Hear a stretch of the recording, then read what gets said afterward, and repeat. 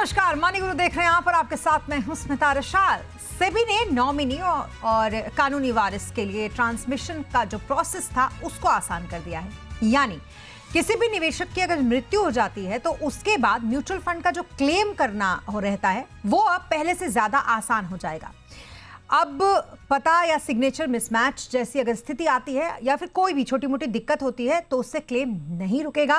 और एमफी के मुताबिक जो नया एसओपी है वो भी एएमसीज को भेज दिया गया है। इसका मतलब ये है कि ये तुरंत लागू भी हो गया। इसलिए आपको ये जानना जरूरी है कि नॉमिनी के नए नियम क्या है और कैसे झंझट फ्री हो गया है अब ट्रांसमिशन का ये पूरा का पूरा प्रोसेस।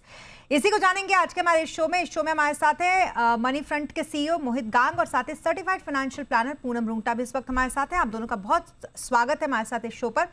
और आज हमने जो टॉपिक लिया वो इसलिए लिया क्योंकि दो चीज़ें होती हैं। एक तो परिवार में किसी की मौत हो जाए तो हो जाने के बाद वैसे ही इमोशनल ट्रॉमा हो जाता है, ऊपर से इतनी सारी कागजी चीज़ें करनी होती हैं। अगर उसने कहीं पर इन्वेस्ट किया है तो उस इन्वेस्ट को अपने नाम यानी कि किसी जो भी नॉमिनी है या जो भी कानूनी वारिस है उसके नाम पर ट्रांसफ़र करने में, और अभी तक तो ये झमेला बहुत बड़ा था। लेकिन मोहित, अब सेबी ने ये जो एमएफ का ट्रांसमिशन है यानी कि जो म्यूचुअल फंड का ट्रांसमिशन होगा, ट्रांसफर होगा, इसको कितना आसान बना दिया है? जी। स्मिता जी, बहुत बहुत धन्यवाद शो में बुलाने के लिए। और जो टॉपिक आज आपने उठाया है मुझे लगता है वो बहुत ही ज़्यादा अहम है और शायद सबसे ज़्यादा दरकिनार किया हुआ टॉपिक है। शायद इस पे कोई इतनी कभी बातचीत नहीं हुई है, और मेरे मेरे लिहाज से इसमें हमें बहुत ज़्यादा चर्चा और डिस्कशन की आवश्यकता है, बिकॉज़ ये एक ऐसी चीज़ है जो कि हर किसी को कभी न कभी शायद देखने को मिलेगा ही मिलेगा, अपने परिवार में या कहीं अपने दोस्तों के बीच में। तो देखिए, सेबी ने हालाँकि नए नियम तो लागू किए हैं स्मिता जी, बट मुझे एक छोटा-सा बैकग्राउंड मैं इसमें दे देता हूँ आपको कि फिलहाल जो ट्रांसमिशन का प्रोसेस है, वो 3 चीज़ों पर आधारित है। क्या आपने अपने फ़ोलियोज़ में नॉमिनेशन किया है? क्या आपने नॉमिनेशन अगर नहीं किया है, तो क्या आपके पास में कोई विल है? या आपके पास में विल भी नहीं है? तो ये तीनों चीज़ें हैं जो डिक्टेट करती हैं कि आप के जो फ़ोलियोज़ हैं या जो आपका इन्वेस्टमेंट है, वो कैसे ट्रांसमिट होगा। तो अगर आपने नॉमिनेशन किया हुआ है तो उसके अंदर में भी फिर बहुत सारे स्टेप्स होते हैं जो देखने पड़ते हैं कि आपने 1 नॉमिनी किया है या 2 नॉमिनी किए हैं। क्या उन नॉमिनीज़ का केवाईसी वैलिडेटेड है? केवाईसी किया हुआ ज़रूरी नहीं है, केवाईसी वैलिडेटेड होना चाहिए, यानी केवाईसी के साथ में आधार लिंक्ड होना चाहिए। क्या वो है कि नहीं है? उसके बाद अगर यहाँ तक सब कुछ ठीक है, तो उसके बाद ये देखा जाता है कि क्या अकाउंट में जॉइंट होल्डर था या नहीं था, और उसमें फिर कैसे नॉमिनी थे।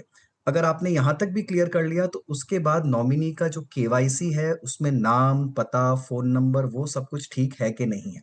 तो सेबी ने अब जो नई गाइडलाइंस निकाली हैं, जिसकी हम बातचीत कर रहे हैं, वो यहाँ पर जो बहुत अधिकांश तौर पर क्या होता था कि नॉमिनीज़ के नाम में कहीं नेम मिसमैचेज़ आ रहा है, कहीं एड्रेस मिसमैच आ रहा है, कहीं केवाईसी नहीं है, तो उनके कुछ प्रोसेसेस को स्टैंडर्डाइज़ करने की कुछ हद तक कोशिश की जा रही है।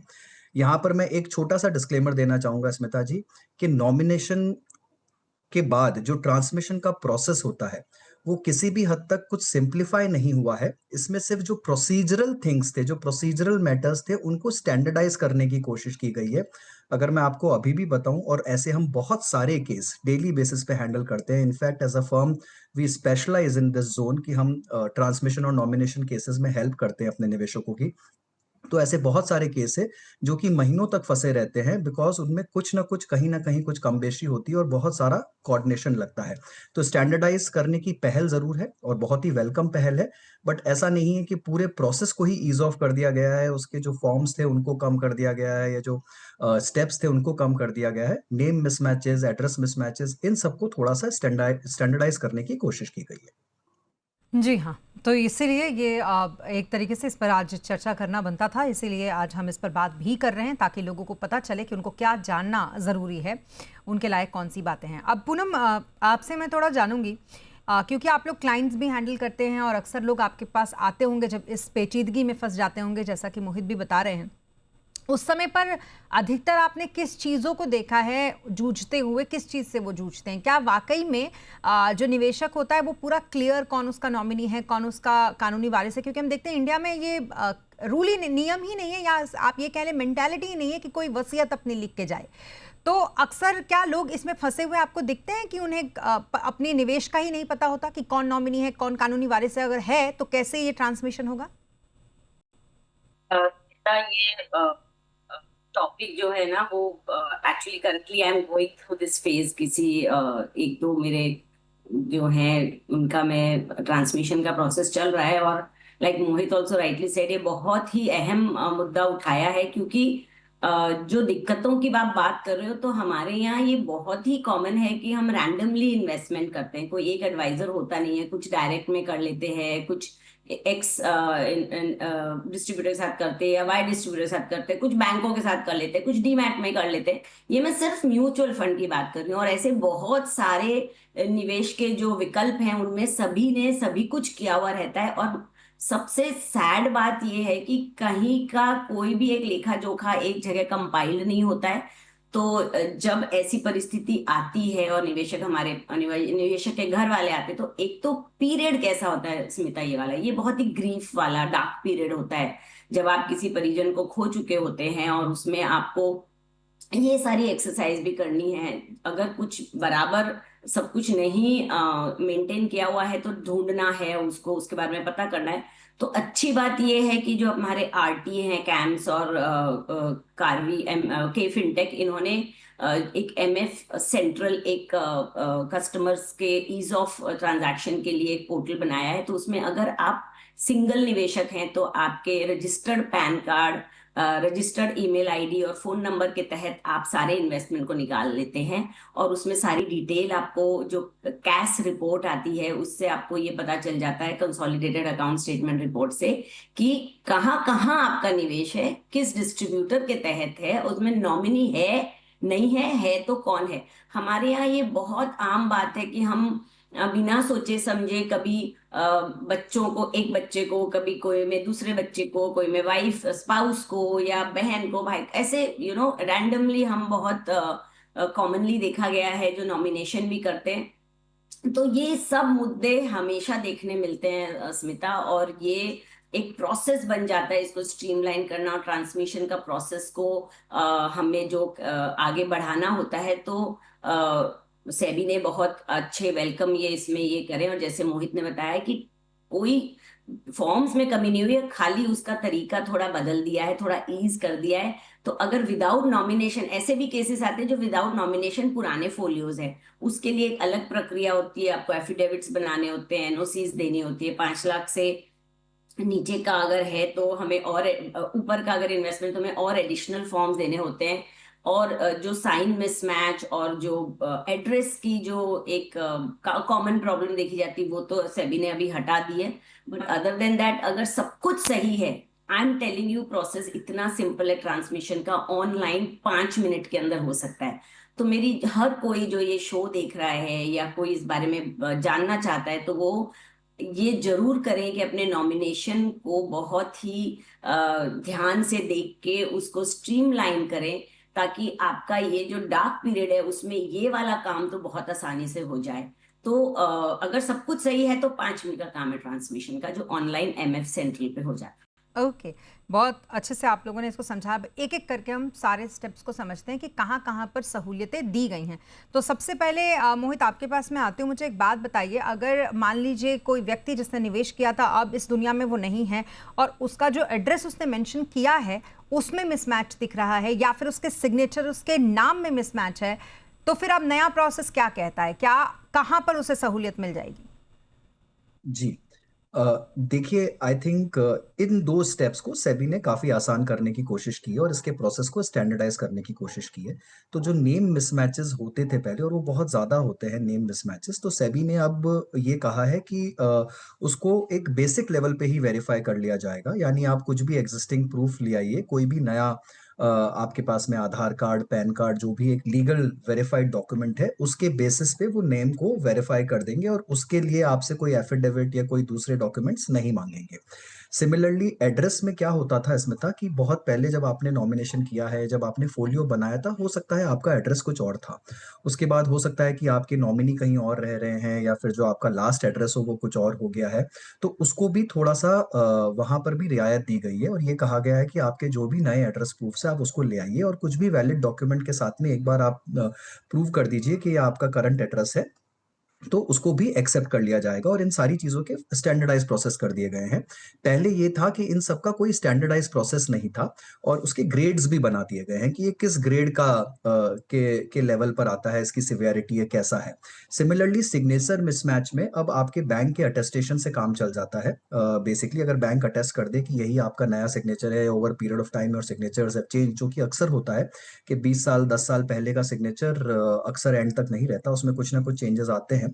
तो अगर बैंक आपका अटेस्ट कर देता है उसको, तो वो भी एक एक्सेप्टेबल प्रूफ माना जाएगा। तो ये तीनों ही चीजें जिस पर बहुत सारे रिजेक्शंस आते थे, उन तीनों को ग्रेड कर दिया गया है, स्टैंडर्डाइज कर दिया गया है और उनके चलते जो रिजेक्शंस होते थे, मुझे लगता है आगे जाकर वो काफी कम हो जाएंगे।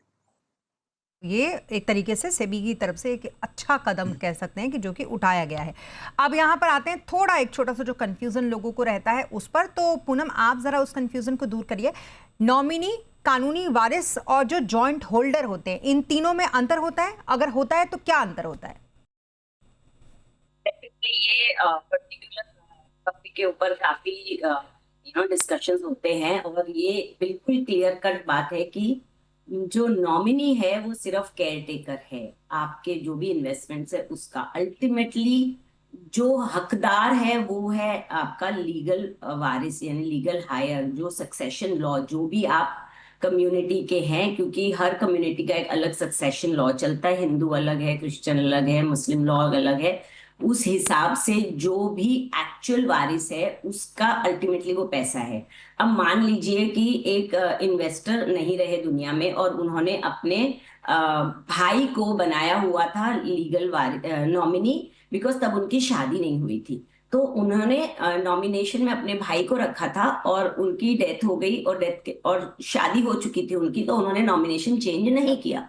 और ऐसे में अगर वो नहीं रहते हैं तो जो लीगल वारिस है वो उनकी वाइफ है, चाहे विल हो या ना हो। विल होती है तो उस हिसाब से डिस्ट्रीब्यूशन ऑफ एसेट्स होते हैं।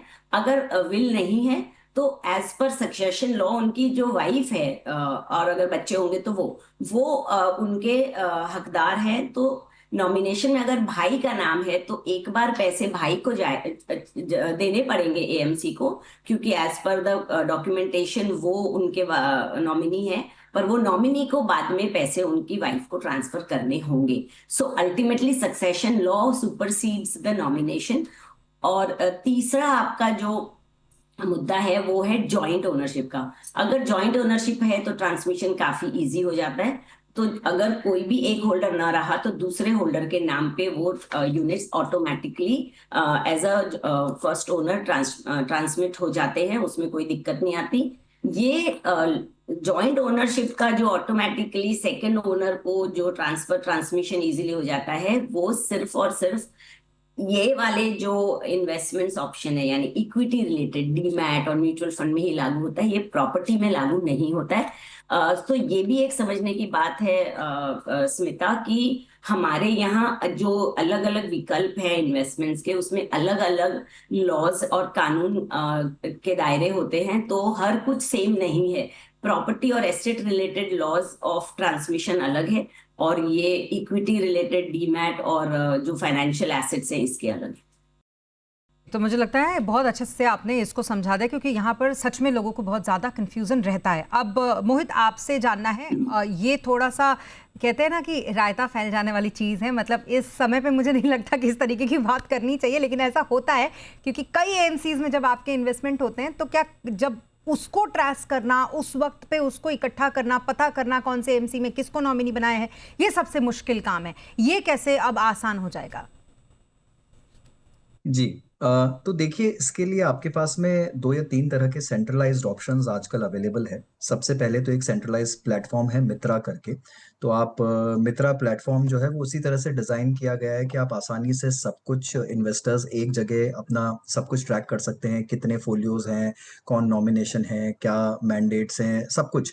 और यहाँ पर आपके फॉरगॉटन इन्वेस्टमेंट्स जो हैं या अनक्लेम्ड इन्वेस्टमेंट्स जो है, आप उसको भी वहाँ से ट्रैक कर सकते हैं। तो अगर आपने मित्रा पे एक्सेस ले रखा है तो वहाँ से आप अनक्लेम्ड या फिर जो हिडन या फॉरगॉटन फ़ोलियोज़ होते हैं, उन सब की आप खबर कर सकते हैं। दूसरा, जैसे पहले पूनम जी ने भी कहा, MF central is a very good platform. जहाँ पर एक जगह आपको सब कुछ मिल जाएगा। तो आप एमएफ सेंट्रल पे एक सिंपल सा लॉगिन बनाइए। वहाँ पर आप देख सकते हैं कि आपके सारे फ़ोलियोज़ एक्सिस्टिंग जितने भी हैं, उनमें कौन-कौन नॉमिनेशन है। जहाँ-जहाँ आपको करेक्शन करना है, आप ऑनलाइन ही काफ़ी चीज़ें करेक्ट कर पाएँगे वहाँ पर। और अगर उसका एक्सेस फैमिली में सबके पास में है, तो ये बहुत ही आसान हो जाता है सब कुछ ट्रेस करना। तो एमएफ सेंट्रल मेरी ये आपके माध्यम से सबको गुज़ारिश रहेगी कि उसका एक एक्सेस ज़रूर बनाएँ और अपने सारे फैमिली वालों के साथ में उसको शेयर कर लें, कि ताकि लोकेट करना, नॉमिनेशन एस्टैब्लिश करना बड़ा आसान हो जाता है। तीसरा, आप ये कैम्स या कार्वी के कैश के ज़रिए भी कर सकते हैं। कंसोलिडेटेड कैश आते हैं आजकल, जो कॉमन कैश जो भी आपको सारे फ़ोलियोज़ की डिटेल दे सकते हैं, बट उसके लिए आपको जो भी डिसीज़्ड हैं, उनके ईमेल का या फिर मोबाइल का एक्सेस लगेगा। अगर वो आपके पास में है, तब आप ये सब चीज़ें ट्रैक कर पाएँगे। चौथी चीज़ ये भी होती है कि जो एनएसडीएल और सीडीएसएल के कंसोलिडेटेड कैश ऑटोमैटिकली आते हैं निवेशकों को, या तो मंथली फ्रीक्वेंसी पे या क्वार्टरली फ्रीक्वेंसी पे, वो डिपेंड करता है कि आपके ट्रांज़ैक्शंस कितने हो रहे हैं। बट उसके अंदर में भी पीछे वाले पेजेस पे अगर आप देखेंगे स्मिता जी, तो जितने भी आपके म्यूचुअल फंड के फ़ोलियोज़ या जितने भी डीमैट अकाउंट्स हैं, सबके नॉमिनेशंस कौन-कौन है वो पूरी क्लियरली, और ईमेल आईडी और मोबाइल नंबर कौन से दिए हुए हैं वो क्लियरली मेंशन्ड होता है। तो कहीं पर भी आपको मिसमैच या गलती लगती है, तो सबसे पहले निवेशकों को उसको ट्रैक करके उसे क्विकली चेंज करना चाहिए। तो वो आपको हर मंथ या क्वार्टरली आपको वो स्टेटमेंट आता रहता है, आप वहाँ से उसको ट्रैक कर सकते हैं। तो ये कुछ ऑप्शंस हैं जिसको आप कर सकते हैं, बट इसमें आपको बस ये ध्यान रखना है कि आपके पास में मोबाइल और ईमेल का एक्सेस होना चाहिए। अगर वो है तो ये और आसान हो जाता है। अदरवाइज़ आपको कोई मैकेनिज़्म एस्टैब्लिश करना पड़ेगा कि आपके जो नॉमिनीज़ हैं, आपकी जो स्पाउसेज़ हैं या जो भी है आपके फैमिली में, उनको कुछ एक कंबाइंड एक्सेस हो इन सारे प्लेटफ़ॉर्म्स का। क्विकली एक छोटा सा आपसे मैं आंसर चाहूंगी पूनम, ब्रेक पे जाने से पहले, कि मित्रा और जो एमएफ सेंट्रल होता है, इसमें क्या अंतर होता है? मित्रा में बहुत आप बता सकते हो जैसे म्यूचुअल फंड और मतलब उसमें आपके कोई शेयर वगैरह है देखिए ये बता सकते हैं, but that I don't think is working as well जितना चलना चाहिए वो बराबर उसमें ट्रेसिंग हो नहीं पा रही है, मेरा एक्सपीरियंस है। सो एमएफ सेंट्रल पे म्यूचुअल फंड रिलेटेड सभी कुछ आप ऑनलाइन ट्रांजैक्शंस कर सकते हैं, ये दोनों आरटीएनए मिलके। अदरवाइज जो एएमसी कैंप्स में है उसका कैंप्स में जाके करना पड़ता है बिकॉज वो उसका आरटीए है, और कुछ एएमसीज के फिनटेक में है तो वो के फिनटेक की साइट में आपको उसका प्रोसीजर करना पड़ता है। जबकि एमएफ सेंट्रल दोनों की कंसोलिडेटेड एक सर्विसिंग प्लेटफॉर्म बनाया गया है जिसमें दोनों का आप बहुत आसानी से कर सकते हैं। सो आपको कोई भी चेंजेस करने हैं मित्रा में सिर्फ ट्रैक होंगे, और एमएफ सेंट्रल में आप सर्विसिंग रिलेटेड एड्रेस चेंज करना है, नॉमिनेशन चेंज करना है, ट्रांसमिशन करना है, आप इस तरह के प्रोसीजर्स भी कर सकते हैं। चलिए, आपने ये भी बहुत अच्छे से लोगों का जो अब तक का डाउट था वो क्लियर कर दिया।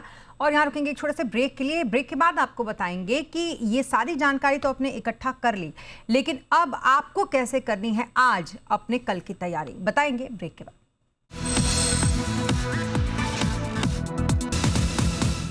और ब्रेक के बाद एक बार फिर आपका स्वागत है। एमएफ ट्रांसमिशन पर अब आसान हो गए हैं और सहूलियत भरे हो गए हैं जो क्लेम का प्रोसेस था अब तक आपके लिए। तो इसी पर कर रहे हैं हम चर्चा। हमारे साथ मोहित गांग और पूनम रुंगटा लगातार बने हुए हैं। अब मोहित, क्योंकि हम लोगों की तैयारी कल की आज करवा रहे हैं, तो उसमें सबसे इम्पॉर्टेंट चीज़ हो जाता है, किसी को अच्छा लगे ना लगे, डॉक्यूमेंट इकट्ठा करके रखना ट्रांसमिशन के लिए ही अगर आप कर रहे हैं, और पहले से अगर आप अपना चाहते हैं कि ये पूरा प्रोसेस आसान रहे, तो वो ज़रूरी डॉक्यूमेंट्स कौन कौन से होते हैं मोहित, जो होने ही चाहिए ट्रांसमिशन के जब हम कर रहे होते हैं उस फेज़ में? जी।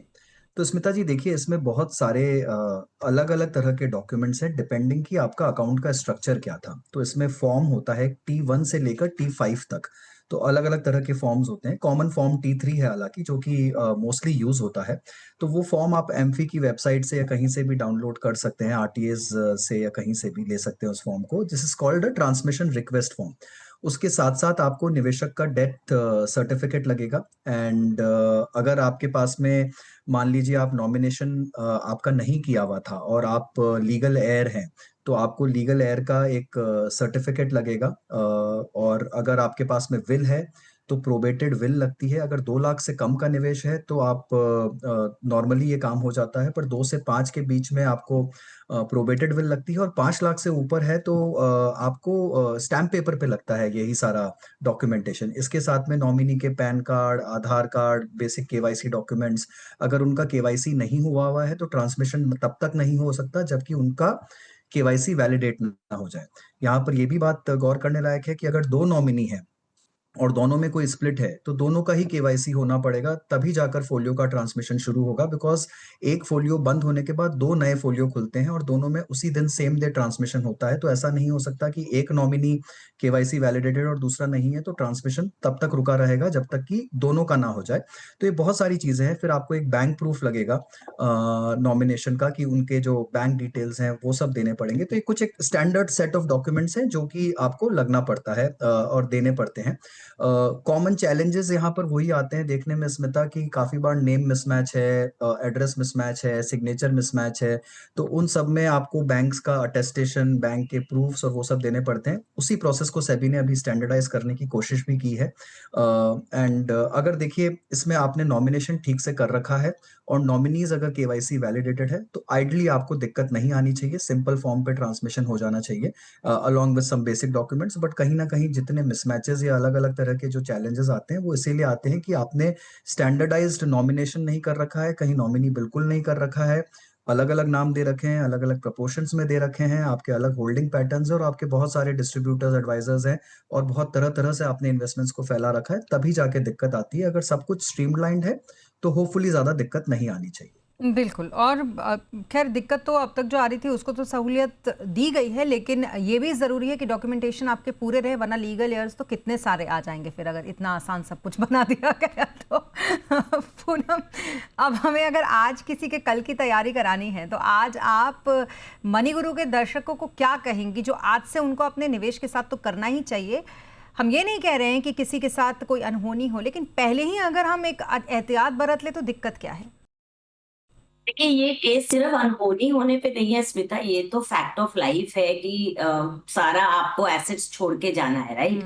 और हम अपनी वर्किंग लाइफ में इतनी मेहनत से बचाते हैं, उतनी मेहनत से इन्वेस्टमेंट करते हैं, किस लिए?